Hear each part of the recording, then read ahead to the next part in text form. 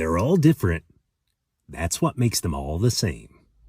There's a story behind that.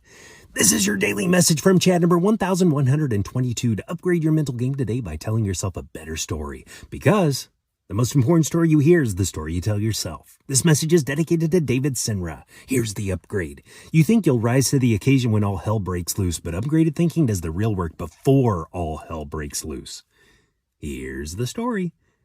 Hetty Green, who lived from 1834 to 1916, was the richest woman in America in her day. Standing beside Carnegie, Morgan, and Rockefeller, she was the single biggest individual financier in the world. And she built that fortune living through a lifetime of financial panics. The Panic of 1857, the Panic of 1873, the Panic of 1893, the Panic of 1907. Each one arrived wearing a different costume. One was because of railroads, another silver, another the banks. Each one felt unprecedented to the people inside it. And each one broke the fortunes around her while hers grew. Why? She carried no debt. Defiantly independent, she bought low and sold high and never panicked during a panic. The same events that ruined everyone else were opportunities for the prepared, and Hetty never begged for rescue. She twice bailed out New York City. Ray Dalio saw the same pattern across his investing career. Up close, every crisis looks like a unique life-or-death ambush, but over decades, each one became another one of those that he could approach calmly, like a biologist might approach an encounter with a threatening creature in the jungle. You name the species, you remember how it behaves. Every founder in the middle of a crisis believes theirs is unprecedented. History says otherwise. The names and details change. The cycles of mania, panic, and crash do not.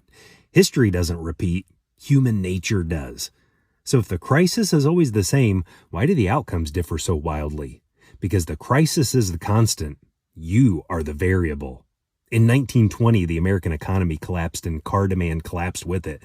Two automakers faced the identical storm. Henry Ford, self-financed and debt-free, shut down production in 24 hours and came out stronger. Billy Durant, leveraged to the hilt, lost General Motors, the company he founded. Same crisis, opposite endings. The difference wasn't decided in the storm. It was decided years before the storm. In every choice about debt, discipline, and preparation. Bill Walsh, the great 49ers coach, warned about the macho fantasy that says, "I'm at my best when all hell breaks loose." It's almost never true. Nobody thinks clearly while engulfed in stress. Walsh said it plainly. When it counts is before all hell breaks loose.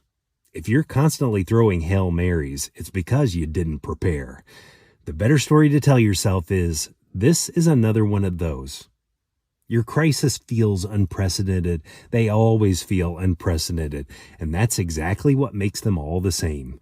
Name the species and do the real work today, before all hell breaks loose. Tell me a story of a crisis you were ready for to fromchadsmith@gmail.com.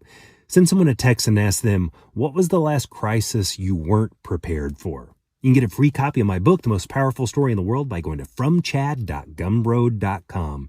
The transcript of this message and hundreds of others are always available at www.fromchad.com.